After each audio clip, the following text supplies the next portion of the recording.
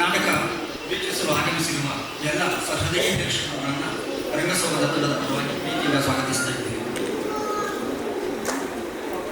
ನಾವು ಹುಲಿಮುದಿ ಸೀತಾರಾಮ ಶಾಸ್ತ್ರಿಗಳ ನೆನಪಿನಲ್ಲಿ ಕಟ್ಟಿಕೊಂಡಂತಹ ರಂಗಸೌಧದ ಸಂಸ್ಥೆಗಳು ಕಳೆದ 22 ವರ್ಷಗಳಿಂದ ರಂಗ ಸಂಬಂಧಿ ಚಟುವಟಿಕೆಗಳನ್ನು ನಡೆಸ್ತಾ ಇದ್ದೇವೆ. ರಂಗಭೂಮಿ ಕುರಿತು ವಿಚಾರ ಸಂಕಿರಣ, ರಾಜ್ಯ ಮಟ್ಟದ ನಾಟಕೋತ್ಸವ, ಮಕ್ಕಳಿಗೆ ರಂಗತರಬೇತಿ ಶಿಬಿರ ಅಂತ ಪ್ರತಿ ವರ್ಷ 2 ಹೊಸ ನಾಟಕಗಳನ್ನು ಸಿದ್ಧಪಡಿಸಿ ನಮಗೆ ಎಲ್ಲೆಲ್ಲಿ ಸಾಧ್ಯ ಮುಗಿಯೋದೆಲ್ಲ ಪ್ರದರ್ಶನವನ್ನು ನೀಡ್ತಾ ಬರ್ತಾ ಇದೆ. ಅಂತೆಯೇ ಈ ವರ್ಷ ನಾವು ಆಯ್ಕೆ ಮಾಡಿಕೊಂಡಿದ್ದು ಗಂಗಾಧರ್ ಕೊಳಗಿ ಅವರು ಬರೆದ ಗಾಂಜಾ ಗ್ಯಾಂಗ್ ಮೂಲ ಕಾದಂಬರಿಯನ್ನು ಇಟ್ಟುಕೊಂಡು ಈ ಪ್ರದರ್ಶನವನ್ನು ಮಾಡ್ತಾ ಇದ್ದೇವೆ. ಇದನ್ನು ಸುಬ್ರಹ್ಮಣ್ಯವರು ರಂಗರೂಪ ಮಾಡಿಕೊಂಡಿದ್ದಾರೆ. ಈ ಶಿರಸಿಯ ಕಾರ್ಯಕ್ರಮಕ್ಕೆ ಬನ್ನಿ ಅಂತ ಪ್ರೀತಿಯಿಂದ ಕೇಳಿಕೊಂಡಾಗ ಪ್ರೀತಿಯಿಂದ ಆಗಮಿಸಿದ್ದಾರೆ ಶ್ರೀಯುತ ಜಿ ಮೆಗ್ರಿ ಮುಳ್ಕಂಡ ಅವರನ್ನು ನಮ್ಮ ನಿಮ್ಮೆಲ್ಲರ ಪರವಾಗಿ ಪ್ರೀತಿಯಿಂದ ಸ್ವಾಗತಿಸ್ತಾ ಇದ್ದಾರೆ. ಹಾಗೆಯೇ ADCC ಬ್ಯಾಂಕ್ ನಿರ್ದೇಶಕರಾಗಿರುವ ಶ್ರೀಯುತ ಸುರೇಶ್ ಚಂದ್ರ ಹೆಗಡೆ ಶಿಂಬರಿ ಅವರನ್ನ ಕೇಳಿಕೊಂಡು ಪ್ರೀತಿಯಿಂದ ಆಗಮಿಸಿದ್ದಾರೆ. ಅವರನ್ನು ನಮ್ಮ ನಿಮ್ಮೆಲ್ಲರ ಪರವಾಗಿ ಸ್ವಾಗತಿಸ್ತಾ ಇದ್ದೇನೆ. ಹಿರಿಯ ರಂಗಕರ್ಮಿಗಳು ಆತ್ಮೀಯರು ಶ್ರೀಯುತ ಪರಮಾನಂದ ಈಕೆಯವರು ಬನ್ನಿ ಅಂತ ಕೇಳಿಕೊಂಡೆ ಇವತ್ತು ಪ್ರೀತಿಯಿಂದ ನಮ್ಮ ಮೇಲಿನ ಪ್ರೀತಿಯಿಂದ ಆಗಮಿಸಿದ್ದಾರೆ. ಅವರನ್ನು ಸಹ ನಮ್ಮ ನಿಮ್ಮೆಲ್ಲರ ಪರವಾಗಿ ಪ್ರೀತಿಯಿಂದ ಸ್ವಾಗತಿಸ್ತಾ ಇದ್ದೇವೆ. ಪತ್ರಕರ್ತ ಸ್ನೇಹಿತರಾದ ಶ್ರೀಯುತ ರಾಘವೇಂದ್ರ ಕಟ್ಕೊಪ್ಪ ಅವರು ಬಂದಿದ್ದಾರೆ. ಹಾಗೆ ಮಾಧ್ಯಮ ಸ್ನೇಹಿತರನ್ನು ಪ್ರೀತಿಯಿಂದ ಸ್ವಾಗತಿಸ್ತಾ ಇದ್ದೇನೆ.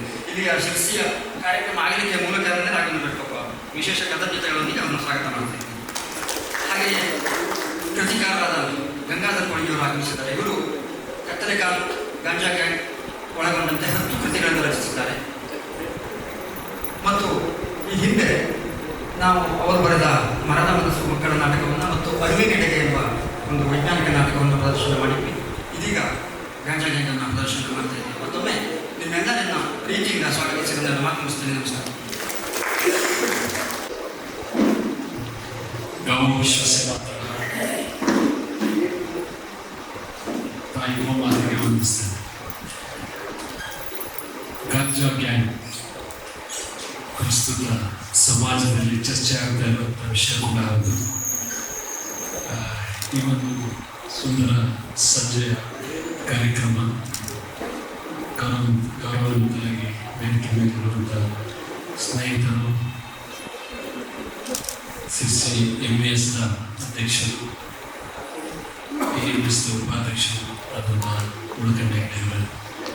ನಮ್ಮಂಥವರಿಗೂ ವೇಷ ಹಾಕಿಸಿ ನಾಟಕ ಮಾಡಿಸಿದ್ರು. ಸ್ನೇಹಿತರಾದಂಥ ರಮಾನಂದರೇ ಈ ವ್ಯವಸ್ಥೆಯ ಹಿರಿಯರೇ, ಹಾಗೆ ನನ್ನೆಲ್ಲ ಪ್ರೀತಿಯ ನಾಟಕ ನೋಡಲು ಬಂದಂತಹ ಆತ್ಮೀಯರೇ, ವಿಶೇಷವಾಗಿ ರಾಗಿಗಳು, ನಾವು ನಾಟಕ ಕಡೆ ಎರಡು ವಿಭಾಗದಲ್ಲಿ ನೋಡ್ತೇವೆ.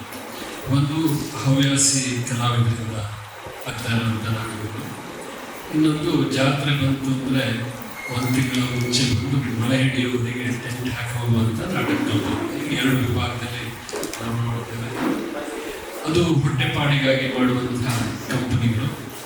ಆದರೆ ಈ ಹವ್ಯಾಸಿ ಕಲಾವಿದರು ಬಹುತೇಕ ಸಾಮಾಜಿಕ ಇವತ್ತಿನ ವ್ಯವಸ್ಥೆಯ ಕನ್ನಡಿಯಾಗಿ ನಾಟಕಗಳನ್ನು ಮಾಡ್ತಾರೆ.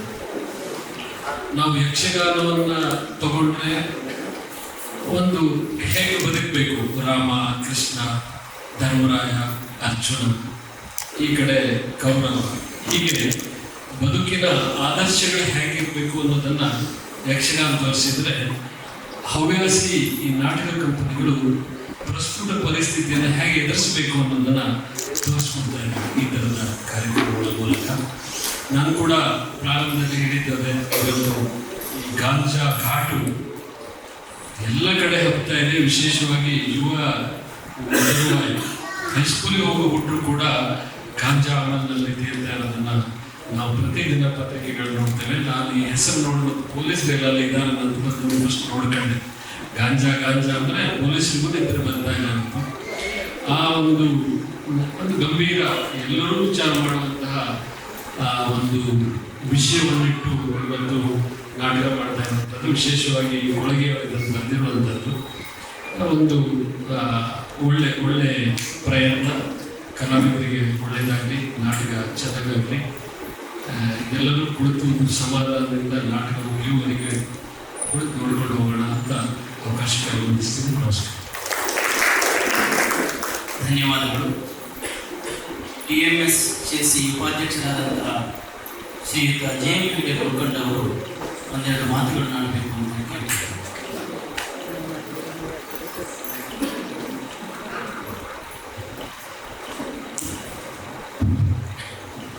ವೇದಿಕೆಯ ಮೇಲೆ ಆಸೀನರಾದಂಥ ಸ್ನೇಹಿತರು, ಸಮಾಜದ ಧುರೀಣರಾದಂಥ ಸುರೇಶ್ ಚಂದ್ರ ಹೆಗಡೆ ಕೃಷ್ಣಮೂರ್ತಿ ಅವರೇ, ಇನ್ನೊಬ್ಬ ಸ್ನೇಹಿತ ಐಂಕ್ರಿ ರಮಾನಂದ್ ಅವರೇ, ಈ ನಾಟಕದ ದುಬಾರಿ ಇಲ್ಲಿಮನೆ ಗಣಪತಿ ಹೆಗಡೆ ಅವರೇ, ಪತ್ರಕರ್ತರೆ ಮತ್ತು ಎಲ್ಲ ಕಲಾಭಿಮಾನಿಗಳೇ, ನನ್ನನ್ನು ಕರೆದ್ರು 6:30 ಬನ್ನಿ ಅಂತೇಳಿ ಮೊದಲು ಹೇಳಿದರು.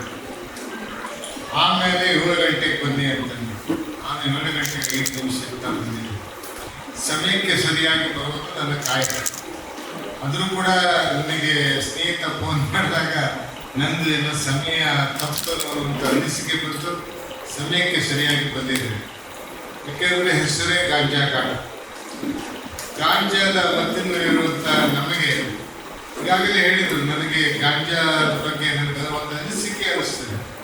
ಇಂಥ ನಾಟಕಕಾರರಿಂದ, ಸಾಹಿತಿಗಳಿಂದ ಸಮಾಜಕ್ಕೆ ಈ ಗಾಂಜಾದ ಬಗ್ಗೆ ಪರಿಚಯವನ್ನು ಮಾಡುವಂಥ ಅವಕಾಶ ಇದೆ.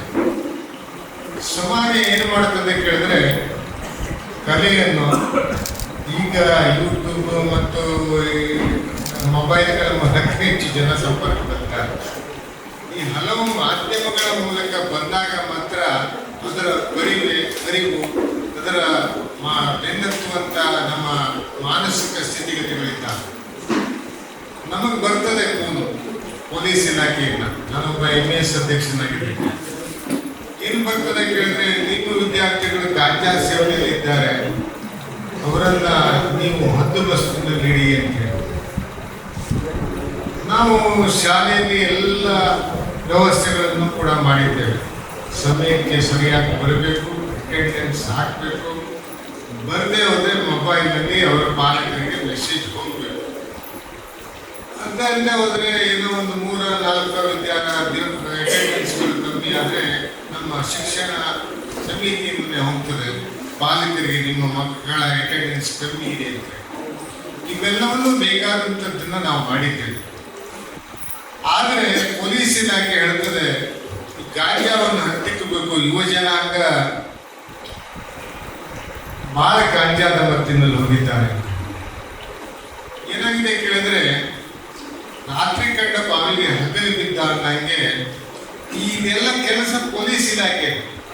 ಹೊರದೇಶಗಳಿಂದ ನಮ್ಮ ದೇಶದ ಎಲ್ಲ ಇಲಾಖೆ ವ್ಯವಸ್ಥೆಗಳಿಂದ ಸಮಾಜದ ಮಧ್ಯೆ ವ್ಯಾಪಾರಕ್ಕೆ ಬರಬೇಕಾದ್ರೆ ರಕ್ಷಣಾ ವ್ಯವಸ್ಥೆಗಳು ಸಾಕಷ್ಟಿವೆ.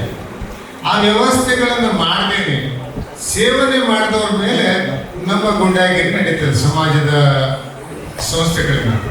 ಹಾಗಾಗಿ ಅದು ಹತ್ತಿಕ್ಕಲ್ಲ ಆಗತ್ತೆ. ಯಾಕೆಂದ್ರೆ ಇವತ್ತು ನೋಡಿ, ಒಂದು ಸಿಟಿ ಒಳಗೆ ಬರಬೇಕಂದ್ರೆ ಒಬ್ಬ ಸಜ್ಜನ ಗಾಡಿ ಬಿಟ್ಕೊಂಡು ಬಂದ್ರೆ ಪೊಲೀಸರು ಕೈ ಮಾಡ್ತಾರೆ, ನಿಲ್ಲಿಸು ಅಂತ ಹೇಳ್ತಾರೆ, ಲೈಸೆನ್ಸ್ ಕೇಳ್ತಾರೆ. ಅಮೇರಿಕದಿಂದ ಇಂಪೋರ್ಟ್ ಆಗಿ ಬರ್ತದೆ, ಕಳ್ಳರು ಬರ್ತಾರೆ, ಡಕಾಯಿತರು ಬರ್ತಾರೆ. ನಾವು ಸಾಮಾನ್ಯ ಮನುಷ್ಯ ಆದರೆ ಏರ್ಪೋರ್ಟಿಗೆ ಹೋದ್ರೆ ನಮಗೆ 3 ಗಂಟೆಗಳ ಕಾಲ ವ್ಯವಸ್ಥಿತವಾಗಿ ನಮ್ಮ ಅಂಗಿ ಚಡ್ಡಿಯಿಂದ ಹಿಡಿದು ಬಿಚ್ಚಿ ನೋಡ್ತಾರೆ.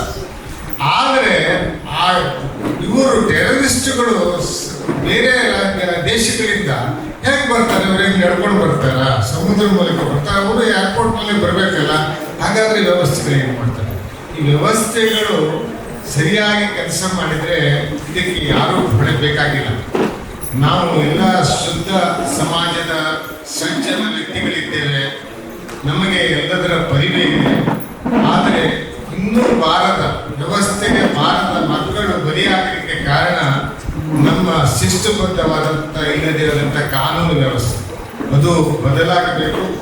ಇಂಥ ನಾಟಕ ಕಲೆ ಇವತ್ತು ನಾವು ಸಣ್ಣಿಂದ ಇಲ್ಲಿವರೆಗೆ ಈಗಾಗಲೇ ಸುರೇಶ್ಚಂದ್ರ ಅವರು ಹೇಳಿದಾಗೆ ನಾವು ಕಲೆಯಿಂದ ನೋಡಿದ್ರೆ ಮೇಲೆ ಕಲೆಯ ಆರಾಧಕರು ನಾವು ಭಾರತೀಯರು. ಆ ಕಲೆಯನ್ನು ನೋಡಿದರೆ ನಮಗೆ ಶಾಶ್ವತವಾಗಿ ಮನಸ್ಸಿನಲ್ಲಿ ಉಳಿತದೆ. ಈ ಥರದ ಕೆಟ್ಟ ಕೆಲಸಗಳನ್ನು ಮಾಡಬಾರ್ದು. ಅಲ್ಲಿ ಒಬ್ಬ ಕೆಟ್ಟ ಮನುಷ್ಯನ ಪಾಠ ಹಾಕಿದರೆ ಅವನ ಬಗ್ಗೆ ಅನ್ನಿಸ್ತದೆ, ಆನಂತರ ಒಳ್ಳೆಯ ಪಾಠ ಹಾಕಿದಾಗ ಅವನ ಬಗ್ಗೆ ನಮಗೆ ಸಿಂಪತಿಗಳು ಹುಟ್ಟುತ್ತವೆ. ಇದು ನಮ್ಮ ಮಾನಸಿಕ ಪ್ರೇರಣೆ. ಆ ಮಾನಸಿಕ ಪರಿವರ್ತನೆಗಾಗಿ ಇಂಥ ನಾಟಕಗಳ ಮುಖಾಂತರ ತಮ್ಮ ಪ್ರಚಾರ ಸಿಗಲಿ ಅಂತ ಹೇಳ್ತಾ ಈಗಾಗಲೇ ಸಾಹಿತಿಗಳು ಬರೆದಿದ್ದಾರೆ, ಅದನ್ನು ನಾಟ್ಯ ರೂಪದಲ್ಲಿ ತಂದಿದ್ದಾರೆ. ಮುಂದೆ ನೀವು ಅದನ್ನು ನೋಡಿ ಸಮಾಜಕ್ಕೆ ನಮಗೆ ಎಲ್ಲಕ್ಕಿಂತ ಸುದ್ದಿ ಹೋಗೋದು ಪತ್ರಿಕೆಗಳಿಂದಲ್ಲ, ಒಬ್ಬರಿಂದ ಒಬ್ಬರಿಗೆ ಏನು ಈ ಮೂಲಕ ಹೋಗ್ತದೆ ಸುದ್ದಿ. ಆ ಸುದ್ದಿ ನೇರವಾಗಿ ಅಡಿಗೆ ಮನೆಯಿಂದ ಹಿಡಿದು ಇಡೀ ಎಲ್ಲ ವ್ಯವಸ್ಥೆಗಳಲ್ಲೂ ಹರಡ್ತದೆ. ಹಾಗಾಗಿ ನಿಮ್ಮಿಂದ ಮಾತಿನಿಂದ ಮಾತು, ಸಂದೇಶದಿಂದ ಸಂದೇಶದ ಮೂಲಕವಾಗಿ ಇಂಥ ನಾಟಕಗಳ ಸಾಹಿತ್ಯದ ಅರಿವನ್ನು ಸಮಾಜಕ್ಕೆ ದೊರಕಿಸಿಕೊಡಿ ಅಂತ ಹೇಳ್ತಾ ಅವಕಾಶಕ್ಕಾಗಿ ಧನ್ಯವಾದಗಳನ್ನು ನಡೆಸಿ ನನ್ನ ಮಾತುಗಳನ್ನು ಮುಗಿಸ್ತೇನೆ. ಧನ್ಯವಾದಗಳು. ರಂಗಕರ್ಮಿಗಳಾದಂತಹ ಶ್ರೀಯುತ ರಮಾನಂದ ಇಂದ್ರಿಯವರು ಒಂದೆರಡು ಮಾತುಗಳನ್ನ ಆಡಬೇಕು. ವೇದಿಕೆಯ ಮೇಲೆ ಮತ್ತು ನಮಸ್ಕರಿಸ್ತಾ ನಾಟಕ ರಂಜಾರು ಏನು ನಾಟಕ ಇದೆ ಅಂತ ಎರಡೆರಡು ವಿಷಯ. ಹುಲಿಮನೆ ಗಣಪತಿಯವರು ನಮ್ಮ ಕಳಿಸ್ಬೋದು ಅಂತ ಗಂಗಾಧರ ಕೊಡುಗೆಯವರು ಆ ದಿವಸನೇ ಈ ನಾಟಕ ನೋಡ್ಬೋದು ಅಂತ ಡಿಸೈಡ್ ಮಾಡಿದ್ದೆ.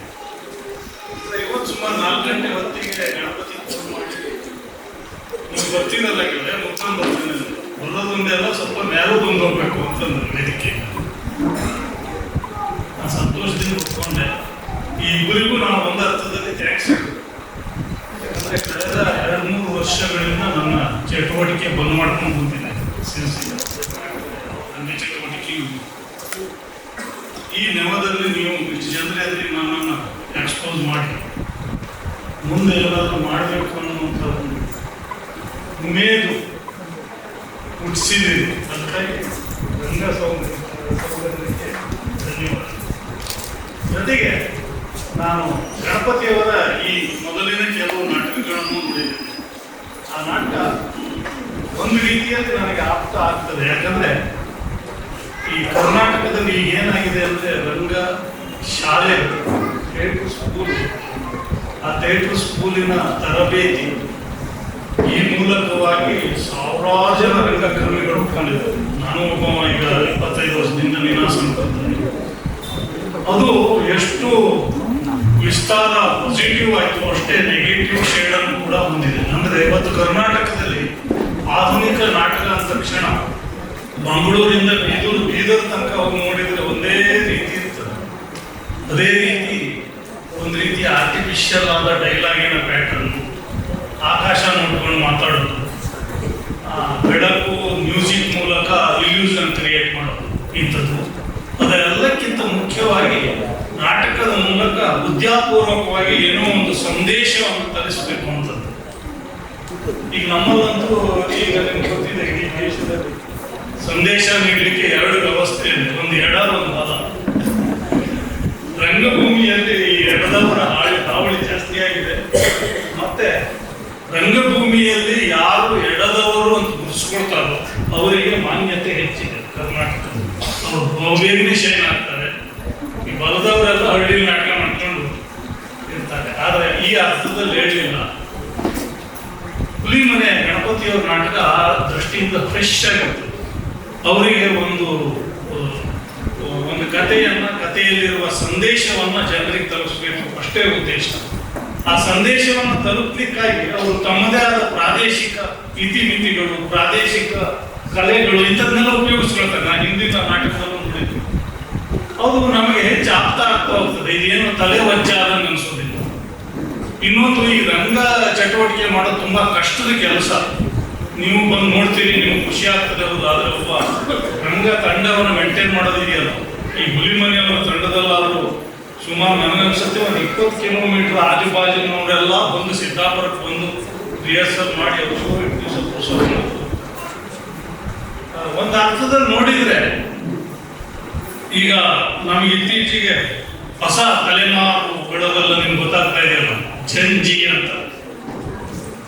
ಆ ತಲೆಮಾರಿನ ವಿಚಾರಧಾರೆಗಳು, ಅವ್ರ ಆಟಿಟ್ಯೂಡ್ ಅನ್ನು ನೋಡಿದಾಗ ಮೋಸ್ಟ್ಲಿ ಗಣಪತಿಯವರೇ ಈ ರಂಗಭೂಮಿ ಕೂಡ ನಿಮ್ಮ ತಲೆಮಾರಿಗೆ ಅಂತ್ಯವಾಗ್ತದೇನು ಅಂತ ಅನಿಸುತ್ತೆ. ಯಾಕಂದ್ರೆ ಇಷ್ಟೆಲ್ಲ ಕಷ್ಟಪಟ್ಟು ಯಾರ್ಯಾರು ಹೆಲ್ಪ್ ಮಾಡ್ತಾರೆ ನೋಡಿ. ಗಣಪತಿ ಎಲ್ಲ ನಾಟಕ ಮಾಡಿಸಿದ, ಅದು ನಮ್ಮ ರಾಘವೇಂದ್ರ ಬೆಟ್ಕೊಡೋರು ಸಿರಿಸಿ ಹೊಡೆದ ಪ್ರದರ್ಶನ ಆಗಿ ವ್ಯವಸ್ಥೆ ಮಾಡ್ತಾರೆ. ಈ ಮೂಲಕ ಸರಪಳಿ ಕ್ರಿಯೆ ಮೂಲಕ ನಡೀತಾ ಇದೆ. ನಂತರ ನನಗಂತೂ ಬಣ್ಣ ಅನ್ನಿಸ್ತದೆ, ನೀವೆಲ್ಲ ಎಲ್ಲೆಲ್ಲಿಂದ ಬಂದಿದ್ದೀರ, ಒಂದು ನಾಟಕ ಇದೆ ಅಂತ ನೋಡ್ಲಿಕ್ಕೆ ಬಂದಿದ್ದಾರೆ. ಇದು ನಿಜವಾಗಿ ಗ್ರೇಟ್ ಅಂತ ಅನ್ಸ್ಬೇಕು. ಯಾಕಂದ್ರೆ ನಾನು 25 ವರ್ಷದಿಂದ ನಿರಂತರವಾಗಿ ನಾಟಕ ಮಾಡ್ತಾ ಇದ್ದೆ. ನನಗೆ ಇತ್ತೀಚೆಗೆ ನಾಟಕಕ್ಕೆ ಪ್ರೇಕ್ಷಕರು ಹೇಗಿರ್ತಾರೆ ಇಂಥದ್ದೆಲ್ಲ ಗೊತ್ತಿಲ್ಲ ಆಗಿತ್ತು. ಇವತ್ತು ಜೀವಂತವಾಗಿ ನೋಡ್ತಾ ಇದ್ದಾರೆ. ನೀವೆಲ್ಲ ಇಷ್ಟೆಲ್ಲ ಜನ ಬಂದ್ರಿ, ಪ್ರೋತ್ಸಾಹ ಮಾಡಿದ್ರಿ. ನಂತರ ಈ ನಾಟಕದ ಮೂಲಕ ನೀವು ನಿಮ್ಮದೇ ಆದಂಥ ಒಂದು ಆಲೋಚನಾ ಕ್ರಮವನ್ನು ಬೆಳೆಸ್ಕೊಡ್ತೀರಿ.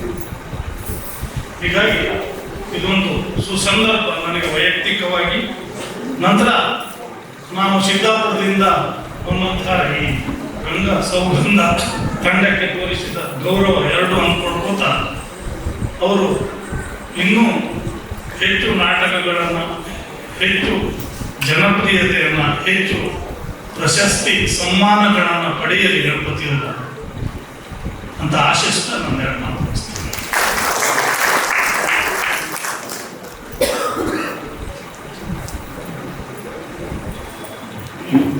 ಧನ್ಯವಾದಗಳು. ಪತ್ರಕರ್ತರಾದಂತಹ ಶ್ರೀಯುತ ರಾಘವೇಂದ್ರ ಬೆಟ್ಕೋಪ್ ಅವರು ವಂದನಾ ಪಡೆಯನ್ನು ನಡೆಸಿಕೊಡ್ಬೇಕು ಎಂದು ವಿನಂತಿ ಮಾಡಿ.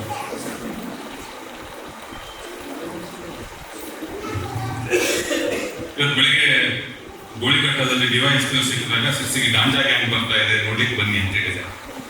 ಸಿದ್ದಾಪುರದಿಂದ ಗಾಂಜಾ ಗ್ಯಾಂಗ್ ಅನ್ನ ಸಿರ್ಸಿಗೆ ಕರೆತಂದ ರಂಗಸೌಧದ ಎಲ್ಲ ಕಲಾವಿದರುಗಳಿಗೆ, ನಿರ್ದೇಶಕರಿಗೆ, ಲೇಖಕರಾಗಿರುವ ಗಂಗಾಧರ ಅವರಿಗೆ ಮೊಟ್ಟ ಮೊದಲನೇದಾಗಿ ನಾನು ಕೃತಜ್ಞತೆಗಳನ್ನು ಸಲ್ಲಿಸ್ತಾ ಇದ್ದೇನೆ.